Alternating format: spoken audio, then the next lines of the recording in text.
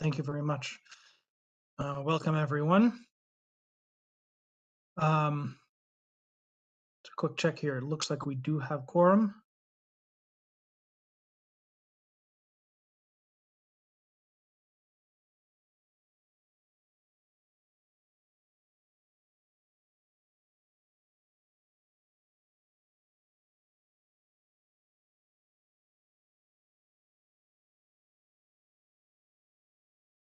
Charles, just so you know, Luke Tyson is in the room as a panel member. Ah, okay, great. All right, we are now in session. And we're ready to adopt today's agenda then. Do I have a first and second for that?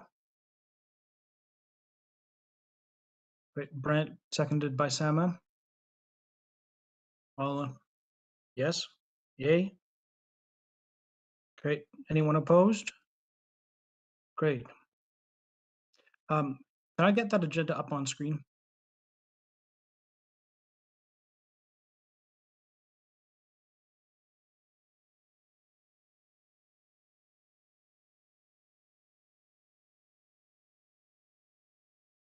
Do you have it in front of you, Charles? We don't usually have it on the screen.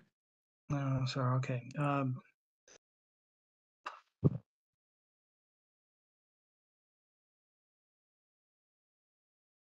I'm gonna have to go fishing for it here.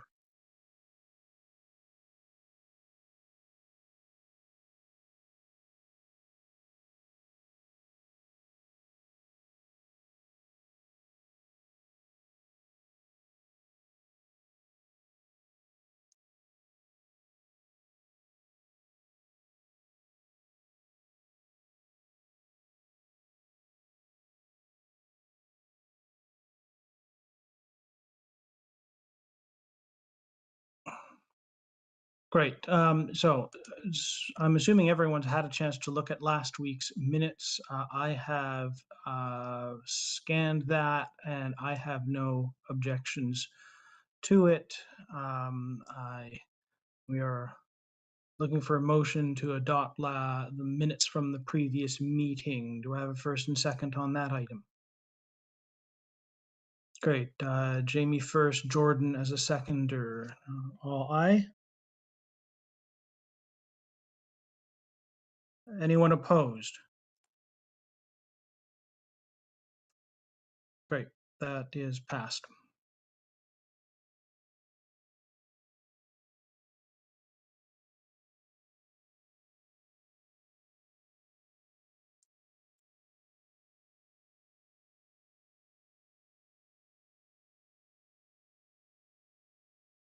Item number 4 on our schedule is delegations and petitions. Do we have any delegations or motions from the floor today?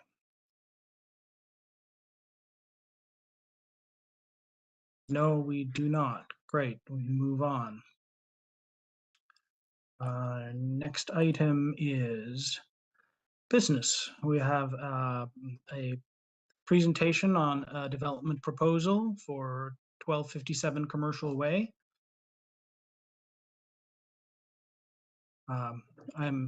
Who on staff is going to be leading the discussion? Hi, Charles. It'll be me, Jesse Fletcher. Hi, Jesse. Please proceed. Thank you. Good afternoon, Advisory Design Panel. My name is Jesse Fletcher. I'm a planner with the District of Squamish, and I'm standing in today for Brian Daly, who could not be at this meeting. Today, I'm here to introduce an application for development permit for 3 light industrial multi-tenanted warehouse buildings. The development is proposing 4,254 square meters of light industrial space over 3 buildings. The proposed development is subject to development permit area 3. Those are the universal guidelines, and they are attached today in your report. The development will occur on the remaining portion of the 1257 Commercial Way site. This project has not previously been presented to the advisory design panel. Staff are generally supportive of the site plan and specifically request ADP's recommendations on building form and character and landscaping as it pertains to those DPA 3 guidelines I mentioned before. I'll hand the microphone over now to the architect and landscape architect who will introduce a project for you.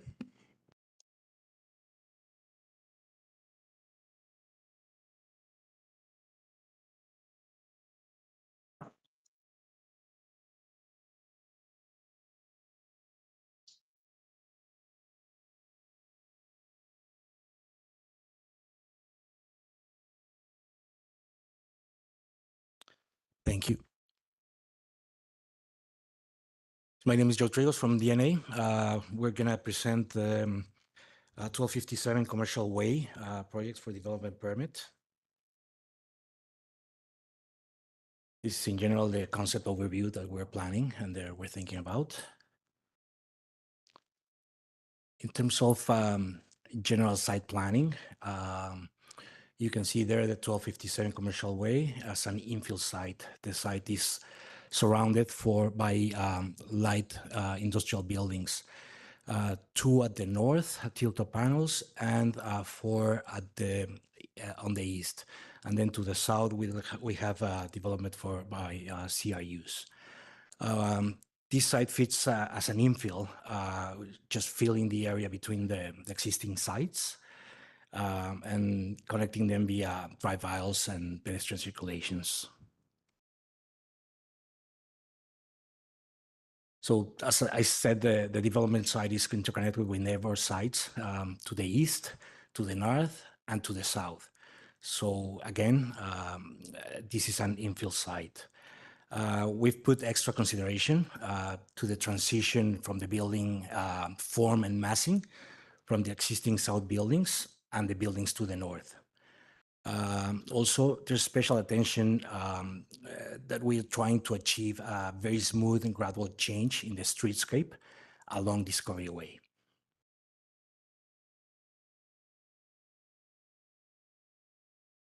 As I said before, this site is on infill. You can see there 3 buildings, a larger one on the north side, and then 2 on the south side, which are facing the CRU development. So the sites at the north and the west are concrete tilt-up panel warehouses, which is our intention here, similar to the ones that we're proposing. And the south side has CRU units. Special consideration was made for site interconnection and integration via accessible pathways, sidewalks, crosswalks to all 3 sites. We've provided continuous covered walkways all around the building's storefronts. And then we provided usable open space at each building. And building 1 would be located to the west side. Building 2 and 3, the usable open space will be located on the south side. It's important to note here that we've provided almost double the amount of usable open space required. These are the general overall floor plans of the units. Our intention here is to make all unit sizes very flexible to accommodate small and large tenants. Depending on the tenant, a tenant can be potentially all units can be potentially combined to suit a larger tenant. Building 1 has 14 units, building 2 has 5 units, and building 3 has 10 units. Talking about the usable open space on the south side of buildings 2 and 3, we've provided balconies on top of those to provide the opportunity for tenants whose specific uses complement commercial aspects of those existing CRU spaces to the south. These are, on top you'll see north and south elevations of the large building 1. And at the bottom you'll see on the left-hand side the south and west elevations of building 2. And on the right-hand side, a little bit further apart, you can see the building 3 south and west elevations.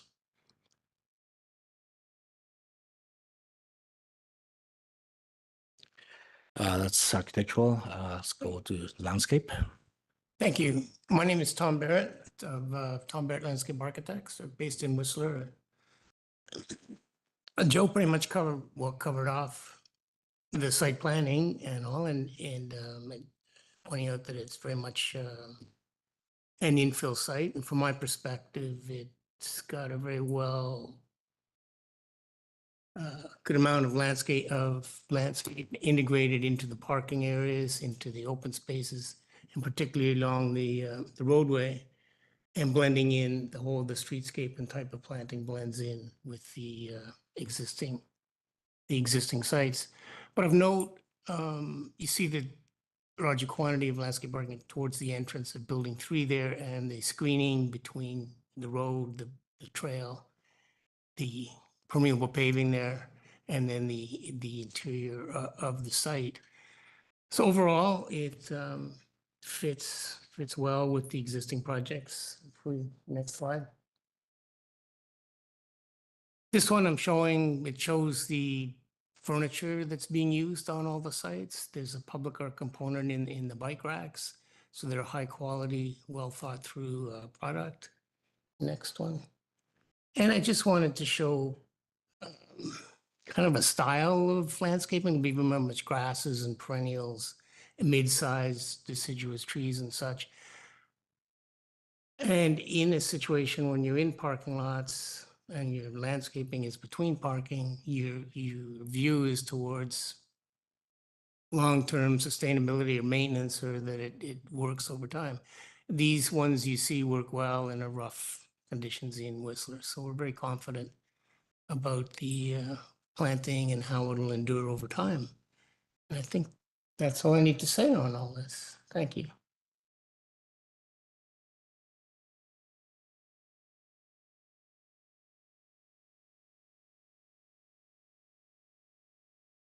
You can move to questions, Charles.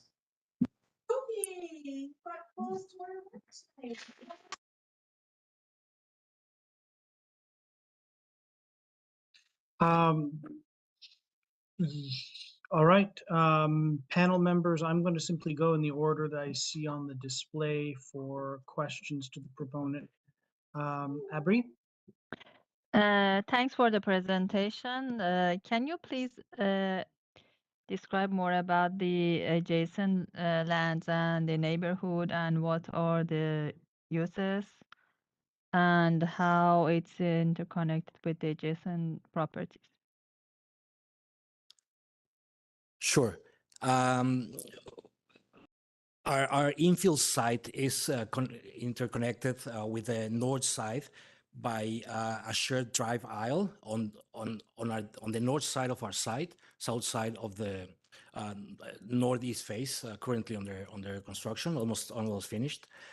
Pedestrian crosswalks, accessible pathways, and also connected again via shared drive aisles with the tilt-up construction warehouses to the west and the CRU units to the south. And so the north side is residential, the neighbor. Say that again, sorry? What is, is it residential building? No, sorry. These are light industrial buildings. All of them, even the neighbors. That's correct. Okay. And so my other question is, so what are the future uses of these industrial buildings, these three buildings? It's this site falls under I-9 zoning, so there's plenty of potential uses. It could be automobile-oriented commercial building supply outlets, business services establishments, fitness centers, pet groomings, recreation, motor vehicle repair, nurseries. There are tons of uses that can fit here in the I-9 zoning. So these are all light industrial, correct? Can you repeat your question, please? All light industrial uses. Light industrial uses, yes. Yes. And have you also considered the accessible units for these three buildings, and what is the percentage of those accessible units? There's no accessible units. If you refer, there's all of them meet accessibility requirements. Okay. How about, for example, parking, EV chargers? It is my understanding we don't have yet EV charging policy. That's as far as I know. But all parking, we are complying with the accessibility requirements regarding parking too. Okay, how many accessible parkings are provided? Give me a second, please. And for all three buildings, is that correct? That is correct. The bylaw requires from 51 to 80 parking stalls, 3 spaces. So we are providing 3 spaces 3 spaces for the whole for site. the 3 buildings, 1 for each building. And those 3 are, for example, 1 for each? Or It's 1 for 1 building, each 1 accessible parking for the whole building. 1 accessible? Okay, thank you. You're welcome.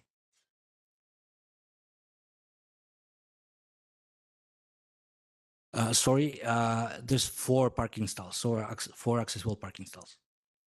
4 accessible. Thanks.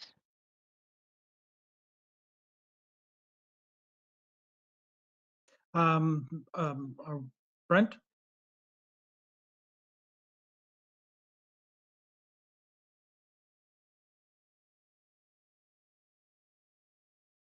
I don't think your sound's working.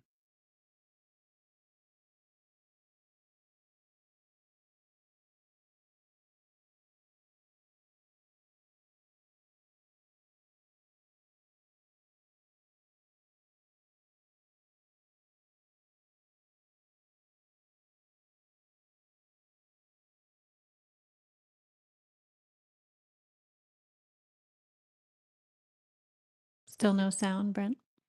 We cannot hear you, Brent.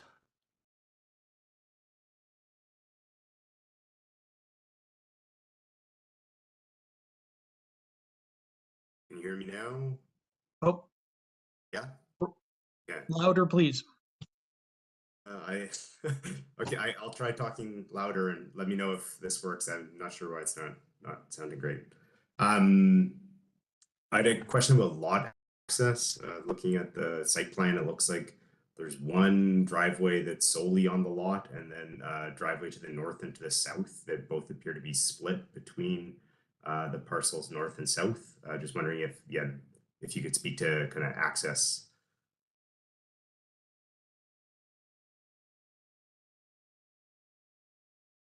Yeah, the developer owns both sites.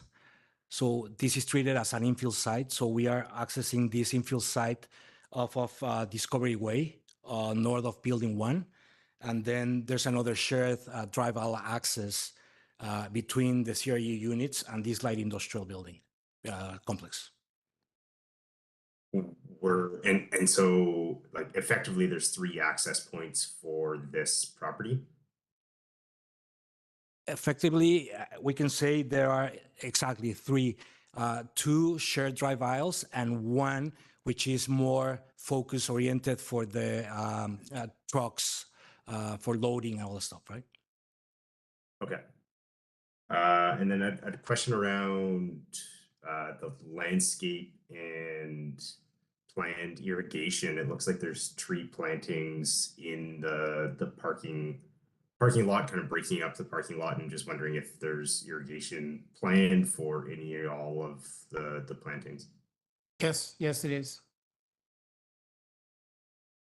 Okay. I don't think I had any other questions, so thanks. Great, thank you. You said Luke is in the room, right? Correct. Great. How about we have comments from him or questions from him next then? Yeah, thanks, Charles. Thanks for your presentation, guys. I don't actually have a lot, I think, but I had a question about the color of the wood finish. When I was reviewing the package, you have surrounds on the second floor. They're kind of a yellowy color. You talk about them being either one or another, maybe wood. It could be wood or metal panels with the wood grain. Okay. We are still not sure about that, but it will feel like it's wood. Okay. Have you had it given like a consideration to the tone of the wood type or kind of the look that you're going for? Not yet, but most likely we'll match whatever we're choosing for the kind of the wood canopies. Okay. And is the wood canopy also still under review? It will match whatever we're doing in the north face. Okay. Have you seen it? I've seen it, but I don't remember I didn't see a color tone actually called out. It's kind of cedar-y tone. Okay, like a natural finish. That's correct. Okay. And then I noticed were decks on the south side, 2 of them. Has there been any shading considerations given to the usable open space there? Or like by protection, overhead protection? Well, those open usable spaces are covered, literally covered, and they are serving as the exterior balconies for those south end units for building 2 and building 3. Okay, sorry, I just rephrased. I mean, the actual balconies themselves, is there any overhead protection for those, or are they open to the elements? They're in general open, but we do have canopies covering parallel to the building. We do have canopies there. Okay, and what's their dimension? Sorry, I couldn't. 4 feet. 4 feet. Okay. What's the plan for the waste storage management in terms of garbage trucks arriving, parking, and then leaving? Could you walk me through like where that? I was reviewing the plan and I forgot to have a look at where the actual waste storage room was. Yeah. Apologies. It's going to be easier if I can put you. This is why we come in. You can see it. Let's go to the side plan. That's right better. That's correct. Yeah. So it's located in the main central area where all the loading and everything is Yes. working. So it's kind of hidden from the pole. Yeah, makes sense.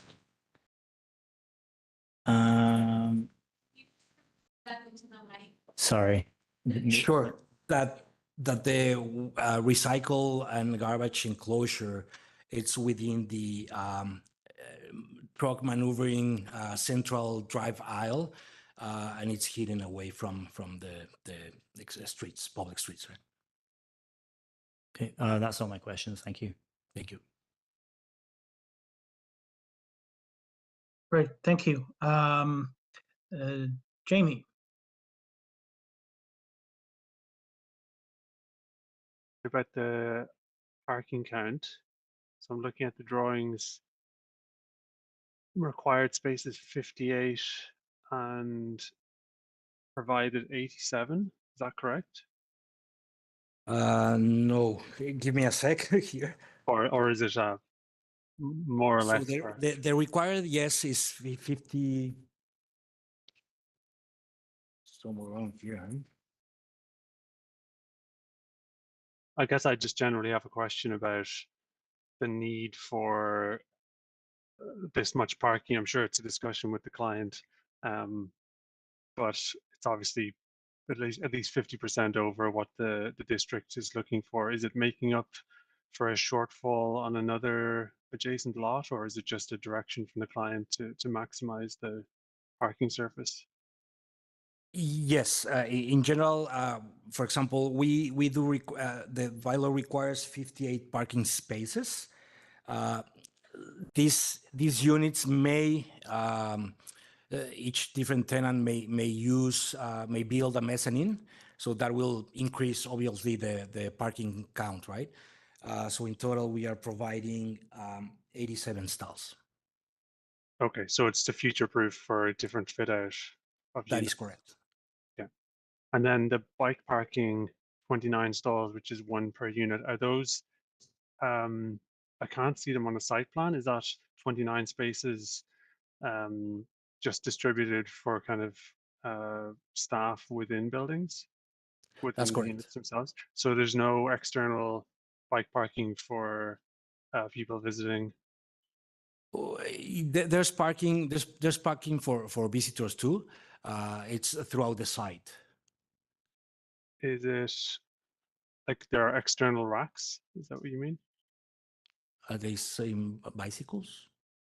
Okay, I just can't see them on the architectural site plan, but I might be just on the bicycles. system. Yes. So we have each individual unit. We will have Class A bicycle parking stalls within each unit, and then we have I think 4 bike racks covered within the usable open space.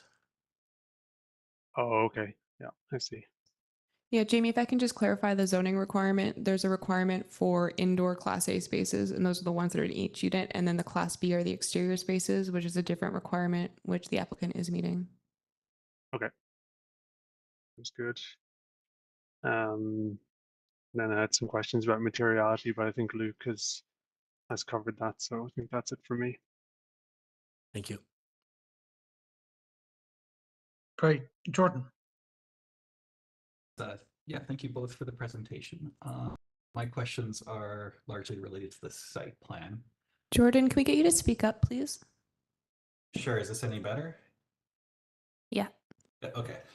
On the landscape plan, it would be helpful to see where the entry points are in the building. So can I assume for building 3, there's one for each unit directly to the front, and then for buildings 1 and 2, is there one on each side, north and south and east and west, respectively?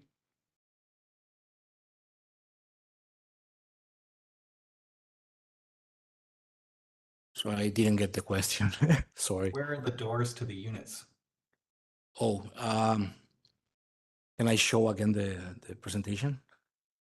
They're not on the landscape plan. It makes it difficult to review how the landscape relates to the building. Yeah, I have it located in one of my plans in the presentation. Okay. Okay, so perhaps for the future, it'd be helpful to see them on the site plan itself, because it is an important part of the review process to understand that relationship. I can show them right away. Hold on a second.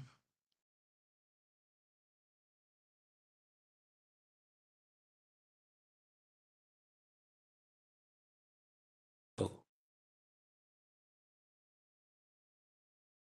There you go. Okay. Great. Here's the plan showing where the doors are located. Yeah, so this confirms what I was assuming. So thank you. My next question, is there a technical need for the amount of paved surface? For instance, I see towards the south, you have a path running along the southern edge of the buildings, as well as another one running along the curb edge. Both are the same width. Is that necessary for a technical reason?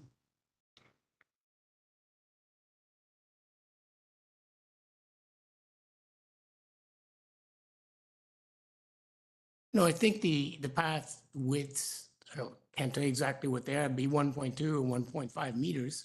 Certainly. Just for The question is, why do you have comfort. 2 parallel paths? Could one along the south edge of the building suffice, or one along the curb edge? Why do we need both? Well, Oh, he's referring to this. we're along there. For pedestrian convenience, there's people going to be walking along the street and people going right to the building. So I suppose you could do without one, but I think it's better to give that kind of choice. You're a pedestrian oriented towards the street and open spaces, or you're a pedestrian that's oriented to the building.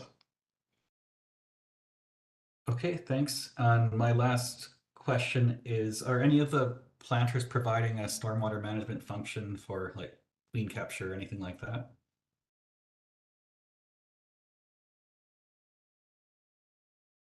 No, this stormwater management, I mean, was reflected within would be reflected within the civil plans. That's correct. And the stormwater management would be part of an overall picture of all those sites. So it wouldn't be a micro situation where one of these planters would be draining off to something. So what I'm finding in Squamish is usually with these sites is usually there's always a bigger picture of the storm management, mostly because the area is so level. Having said that, these planting beds will absorb water as most do, but they're not connected by drain pipes or. Well, I mean, something as simple as, are there gradient ranges that simply direct water on the surface from a paved area into these planters? It doesn't have to be gray infrastructure or pipes or something like that. No, in this case, I don't think we wouldn't be draining water from the parking lots into these small planters. I think the water would be drained off. Probably the civil engineers are working on a system where the water will be drained to a larger sort of catchment rather than just these minor little attachments in each parking cell, which wouldn't accomplish much. That's my understanding. But it really is something that will be referred to civil. Okay. And we'll look into it for sure. But Okay, yeah, thank you. That's all I have. and there is the part where it says, I'm overlooking, there's a fairly large chunk of permeable paving there, which fits into that picture. Okay, thank you. Great, thank you. I think that covers all of the present panel members. I've not forgotten anyone, right? Great. I myself have a couple of questions. If you could speak to the issue you brought up of the context here of this being the sort of this infill site and its relationship to the neighboring developments. I'm familiar with the site, and I'm also looking at street view and noticing that the corner development has quite a strong a design identity, including a significant kind of landmark element in this sort of water tower sculptural element on the corner, and a somewhat more distinctive architectural style for the buildings on that corner lot, which appear to be mostly restaurant, a kind of more of a destination type occupancy there. But the architecture has, these sort of shed roofs and quite a lot of natural timber cladding as part of the language. Yes, of course. So as I mentioned earlier, on the north side, we have tilt-up concrete warehouses.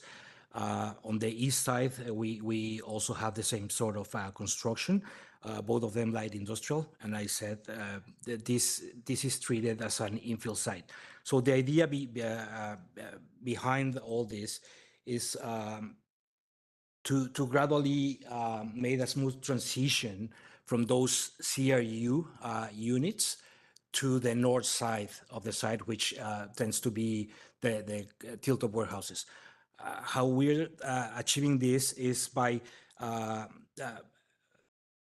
putting building 3 a little bit further, not close to the property, so that we can conserve that same image and don't present us right at the property line with our tilt-up concrete panels. That's one of the reasons we pushed building number 3 to the inside, to try to soften and gradually change that image from those CRU buildings to a concrete tilt-up construction warehouses.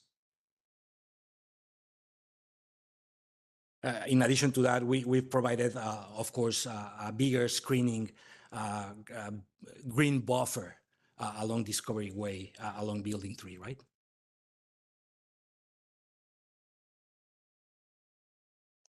Great, thank you. You're welcome. I believe we will now move on to panel members commenting on the project. Let's go in the same order. If you could start, Abri. Thank you. So my recommendation would be add more warmth to industrial style design, and design consideration and more welcoming and articulated infill concept according to the adjacent sites. Consider energy efficiency, incorporate energy efficient fixtures, equipment throughout the site, develop a plan to reduce energy loads by turning off equipments for the light industrial usages when it's not in use. Make an approachable loading area for the building on the east side. Consider design for live loads in addition to loading the dock. And I recommend to consider the Rick Hansen accessibility provisions for the whole site. Link the bike pedestrian path and path of travel with public transit, and consider low carbon construction materials. And also, I couldn't find the access to the roof for the site, so maybe some appropriate access to the roof. Great. Thank you. Thank you. Brent? Yeah, thanks, Charles. Yeah, so my comments would be around, I guess, just the site access in general and experience walking or biking, doing anything other than driving through all of the other commercial units that are, or I guess, light industrial units that have a lot of commercial uses to the west and to the south is very, very uncomfortable. And so I think that this is a step in the right direction, but I think that I could, yeah, would like to see more. I think that finding ways to reduce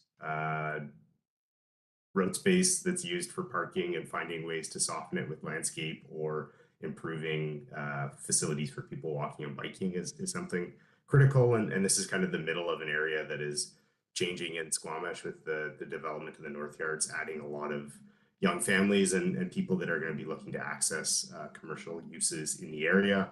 So I don't know, I guess like the bylaw likely or allows the access, 3 access points, but measuring them, they're spaced at around 50 meters apart. It feels like a lot of access for not a lot of commercial units that probably isn't needed. And so if there was a way to eliminate the middle access point, I think that you could do quite a bit more with that space and kind of create some space for people and further to enhance some of the outdoor space that is already provided.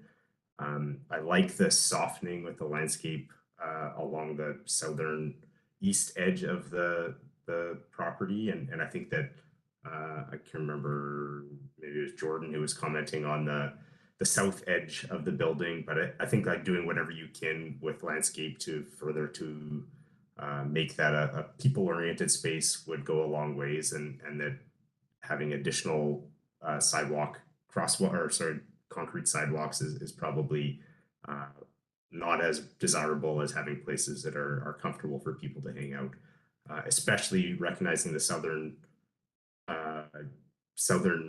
parcel that is primarily food businesses. So you're gonna have a lot of people who are spilling over and looking for places to sit, and that could be a real draw for businesses in the southern 2 buildings as well. So yeah, those are my comments, and yeah, largely the access I think is the biggest one, and I recognize that ensuring that trucks are able to access safely the loading docks at the back of building 1 is probably important, but I think that with the amount of access to the site in general, it really looks like there could be a better use.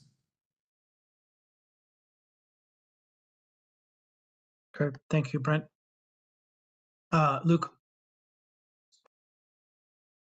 Thanks. Thanks for the presentation, guys. Yeah, the use of like the wood sounds like a good application to try and bring it more in line with the neighboring development. I'm quite familiar with the area, and there's a lot of concrete tilt up going on there already. The blue finishes kind of echo something that's actually already going on in government, but I think the building separation, the amount of separation in the development will be actually quite good and hopefully quite a complementing color in that area. The location of the garbage room is definitely a lot better than other sites I've seen, like directly off the laneway access. And I think I'm going to echo Brent there as well. Like the planting seems pretty good. I think the south and the east sides acting as buffers are a good approach to try and soften that scape. But if it is possible, it would be good to try and consider a bit more of increasing the soft scape versus the hard scape. But I understand that the circulation in these sites is often very tight. The only other point I would make is, yeah, the decks. it'd be nice to see them be able to be used, but on days like today, it does get really hot up there, and it'd be good to try and give us some kind of coverage. I don't know whether that would maybe come in the form of a TI, but I don't want to suggest any particular size overhangs because that might cause implications with setbacks. But you know, at least a 6 foot would be good. Like the 4 foot, it's quite small, especially with the horizontal rains we get here. Yeah, I think that would be it, really. I would just, it would be nice to see a bit more detail on what those materials actually are on the sides. I understand that you're still working on it, but I kind of expect, like, when I give my time to ADP to actually see more of like an understanding of what those materials actually are, or at least the design intent. But yeah, thank you. Thank you. Jamie. Yeah, so I understand, obviously, set off concrete's a very economical solution. It's obviously a complete envelope, so most of the facade is kind of painted concrete finish. I think there's been a reasonably effective articulation of the different units and the different masses with kind of subtle variations in the roof height. So I think there's been a reasonable attempt to play with the form of some pretty simple materials, which is good. Just to echo Luke's earlier question about soffit material, so I can see structural timber supports for some of the larger canopies. I think when you're selecting soffit material, whether it's wood or it's an aluminum board that with a wood print, I think it's important to kind of coordinate your wood tones so that things kind of work together and there aren't too many different materials. There's a couple of different changes in color, so I think the materials and the colors need to be tightly coordinated so that the palette is kind of simple.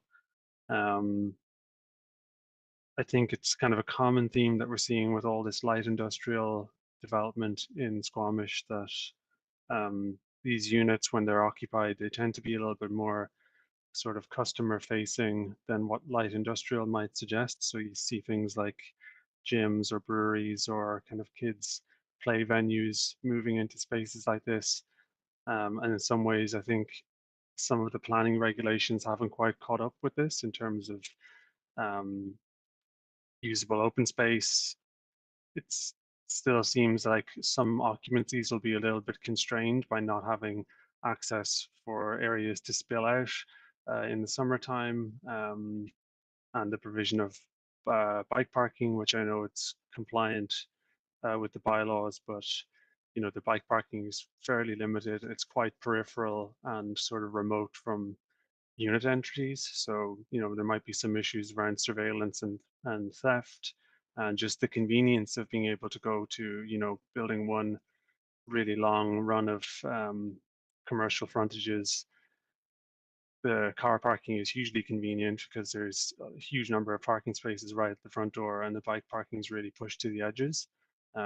So I think knowing the way these sites are occupied, I kind of take a little bit of a different lens to it than just a pure light industrial, because I know that this is kind of changing.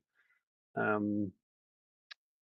do think that the amount of parking kind of creates some issues. You know, I think that the pedestrian circulation is a little bit chopped up and constrained because there's so much parking in such close proximity to building footprint. So we've got a lot of hard surfacing, which has got kind of water management and shading and heat island implications. I think the usable open space, while compliant, is pretty limited, and very few of the units directly benefit from it. And then, you know, there's not a lot of space left over for bike parking at unit entries, convenient bike parking. So I think architecturally and with the landscape design, there's been some really nice details achieved, but the blunt kind of starting point of having so much parking is a real issue, and it's a shame to see so much hard surfacing created as a kind of a spare situation for, you know, future growth that may or may not happen. To have it, you know, paved from day one on the expectation that it may be needed seems like not the best move. Other than that, architecturally, I think there's been some nice things achieved with, pretty simple buildings, support the continuous canopies and rain protection and so on. But yeah, for me, the parking count kind of creates problems that it's hard to get around. So that's it for me. Great, thank you. Jordan. Thank you. So I like the generous plant bed along the east edge of the site. It also has a good amount of canopy cover. It'd be nice to see some of this treatment as well as the canopy cover extended to areas within the parking lots themselves, especially if the parking count itself can be re-examined. I also like the variety in the plant list, which should be beneficial for pollinators and other species, and it'll also have a lot of resilience to dieback and things like that. I like the permeable paving treatment, just keeping in mind this will depend on proper ongoing maintenance to keep them effective. As far as concerns, I think the amount of concrete paving is a concern. Consider assigning a greater percentage to green space as well as to gathering spaces, as Brent has mentioned. I agree that that would be more valuable than simply additional circulation space and may actually contribute more to the public realm than a sidewalk. Also consider differentiating certain areas of pavement, such as the plaza, with unit pavers or applying an expressive score pattern in the concrete. Your examples shown had some of this treatment, I believe. On stormwater management, I disagree that site level measures are not worthwhile, as source control where opportunities for it exist is rarely a bad idea, and these small amounts, if managed on site, could add up to larger volumes that have to be managed at the master plan scale. So again, consider use of planted areas as rain gardens. The plazas themselves, I think, could be a little more expressive geometrically. By the nature of this project, there's a lot of rectilinear elements on the site, so it'd be nice to break that up a little bit. And yeah, maybe I'll leave it there. But yeah, thank you again for the presentation. Great, thank you.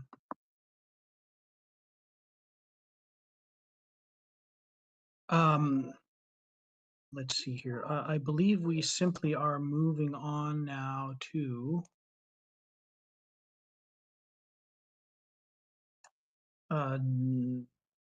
resolution for the project, are we not?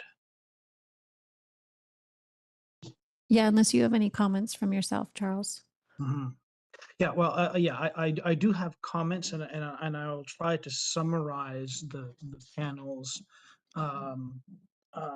main points. I guess where I would like to start is maybe a very general comment about the typology here. A few people have already pointed at this issue, is that yes, this is a light industrial type development, which is a very common type of building in these kind of suburban conditions throughout BC. There's a very, very large amount of it already, certainly in Squamish, where it represents a significant percentage of the total development in the district. And I think this project maybe illustrates sort of the crux of the issue here. If we look at the development directly to the south of this one, the corner lots, which is, as I mentioned, has the significant landmark feature of the water tower, and has what it seems mainly kind of a series of restaurants. It becomes a kind of a destination venue, right? Obviously, that kind of development only makes sense in the context where these adjoining light industrial properties are not actually being used as light industrial properties. They we really have a form of development by the ease of which it can be zoned and subsequently developed and built cheaply, becomes essentially the building block of an urban fabric where what you have is this becomes the urban fabric. It's no longer light industrial. It's a place where people go, and it's their mall, it's their rec center, it's their gym, it's their restaurants, right? And when you start to think about it in terms of how it's going to fulfill that purpose as a building block of an urban fabric, you start to see how issues like the use of exclusively surface parking, the large amount of hardscaping, the poor control of stormwater,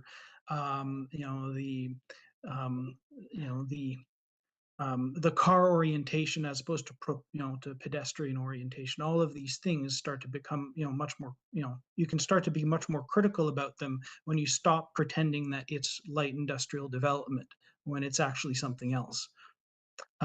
That being said, developments like this, and this is just this is the last piece of 5 different parcels that surround it.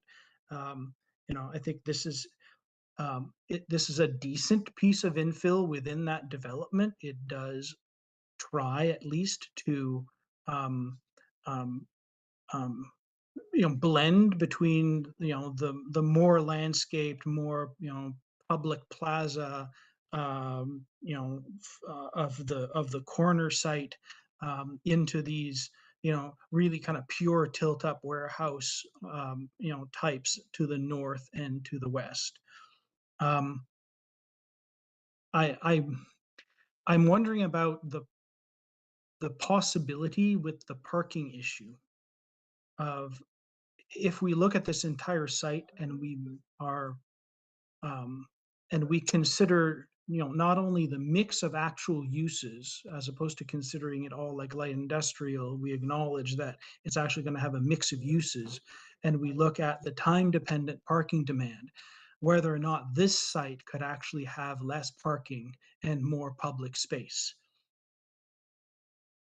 Because I think this particular piece really seems to want that. It wants to have more usable outdoor space, more softscape, and a reduction in the amount of parking might be possible if we are dealing with the entire site and we're looking at time-dependent parking demand.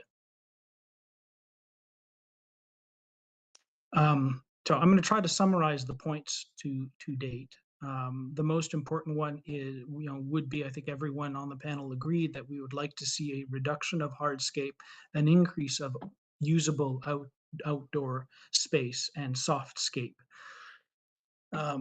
Even from the renderings, it's apparent that this is going to be a very hot place in the summer. There's not a lot of shade. I think the panel are all equally sort of accepting of the fact that from an architectural design point of view, it's a decent building for its type. Has reasonable articulation. It's got touches of the timber elements that link it to the its adjoining site, and we all agree that we would like to make sure that those timber elements, that those yellow and wood elements, be coordinated to all reflect the same level of finish and detail, so that they all look like the same material.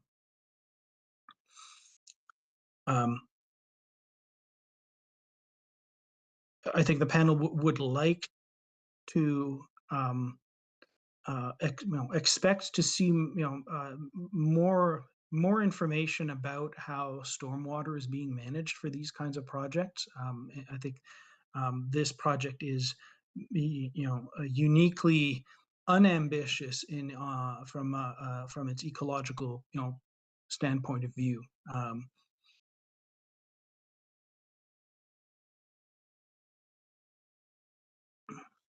The issues of pedestrian accessibility are, of course, linked up to some extent with the typology here again, but I think the panel would like to see more consideration of the pedestrian and the cycling access experience in terms of clearly reserving space and crossings for pedestrians and cyclists across the the more car-oriented surfaces. That goes along, of course, with with the reduction of parking, as well as was mentioned, prioritizing, the cyclist facilities. Although, I mean, those, I guess you've got four Class B bicycle parking spaces for the project, all up at the interface, under the covered space at the interface with the project to the south.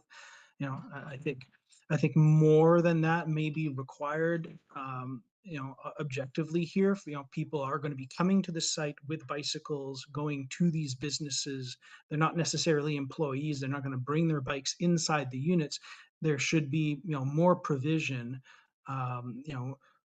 within a couple of doors from each business should be a Class B parking space for bicycle space. I know that was a lot to take down for whoever's taking notes there. Do we have that bullet point list? Yeah, I think I have it covered. Mm-hmm.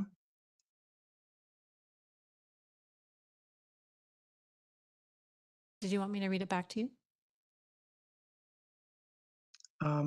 Yeah, please do. So those final 4 recommendations? Or the entire list? Oh, sorry, the entire list. You mean notes that you've taken down from each of the speakers as opposed to the points that I enumerated? Yeah, correct. Okay, yeah, no, that would take too much time. I don't think that that's entirely necessary here. In fact, aside from the 4 points that I underlined, because I'm just trying to summarize off the top of my head, is there anything else critical that someone mentioned that they want added to this list? I'm simply going to go back to the panelists. Put up your hand if you feel I did not mention something you said that was really significant.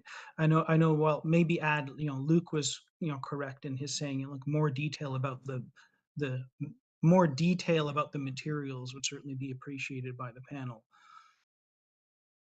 There was a comment from Luke about the decks, upper floor decks. You want that in the recommendation? And there was also the beginning, I believe Sama commented on something about loading, if that was the loading areas. Sama?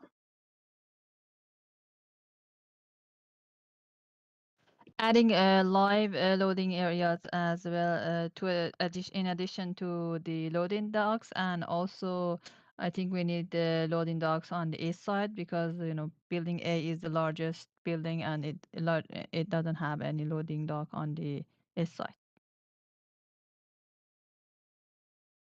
Okay, that's a really, really strong point. These buildings are not, these buildings seem to have slightly different natures. To the building 1 and 2 are clearly front and back units with an overhead door, versus building 3 is only front loading with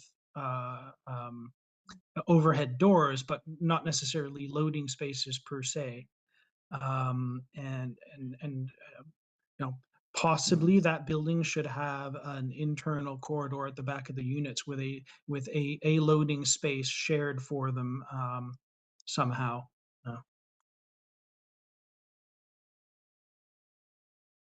I mean, I see on the north end of building 3 that there are 2 loading spaces along the side of the building, but there is no internal connection to use those loading spaces by those businesses, which means that they're using the sidewalk and the front entrances, right?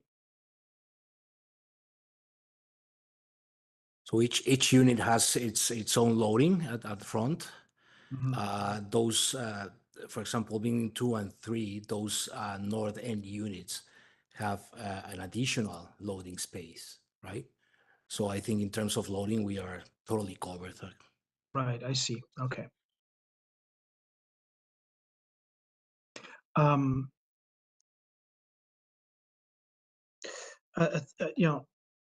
So that list, I believe those bullet points now are sufficient. Is there anyone else who needs wanted something added to that?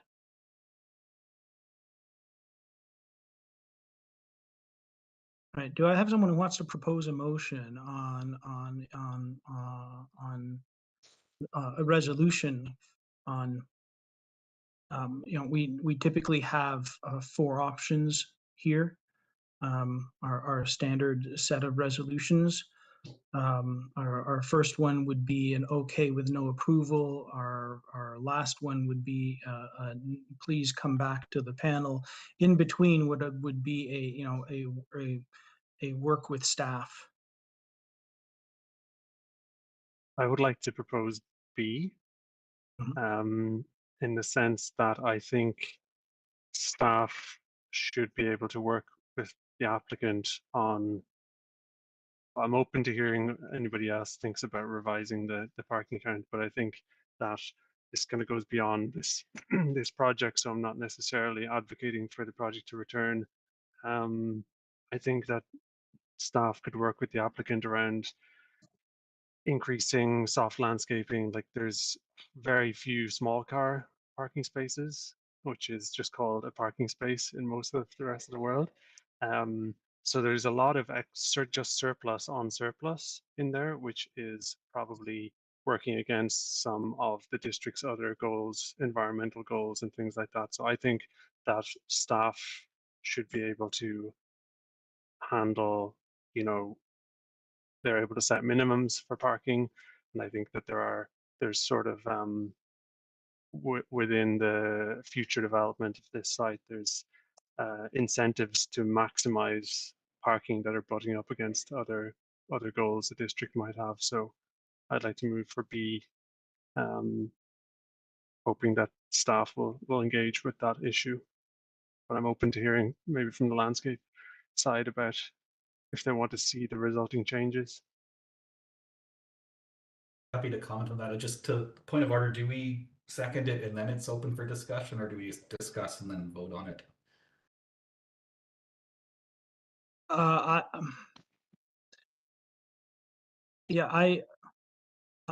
believe that right now we are simply having a discussion about forming a motion. We're not actually putting it forth. So there's no motion on the table. Okay. No, not yet.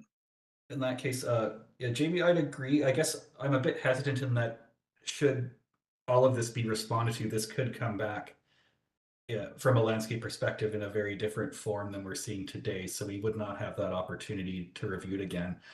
I trust staff at the district to be able to administer all of these comments, so I'm not necessarily convinced we all need to see this again, as I agree that they're very straightforward comments, but they do result in potentially a substantial amount of reworking. So perhaps I'll let others weigh in with that consideration in mind.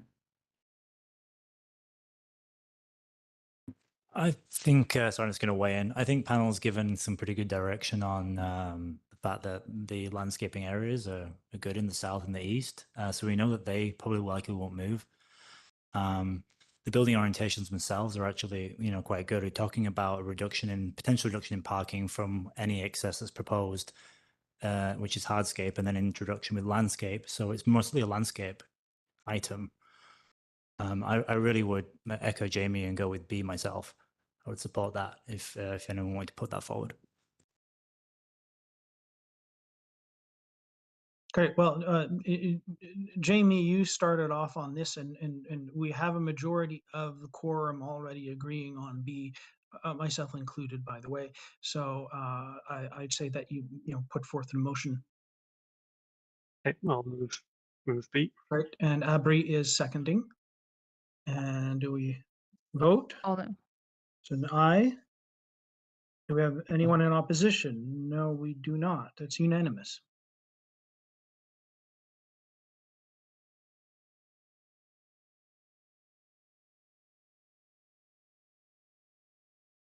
Now, I believe that concludes our business for today. We have additional items on the agenda, which I do not believe that, these are placeholders. I do not believe we have further business concerning council. Am I correct in that, Jesse? Did staff have something they wanted on the agenda there? Staff doesn't have anything for this meeting, but they will be bringing forward an item in September based on last meeting's comments. Good to know. Thank you. Thanks, guys. So do we have someone okay for adjourning? Great. I think that was Brent first and Jordan seconding. We are calling this meeting to a close. Thank you, everyone. Thank you.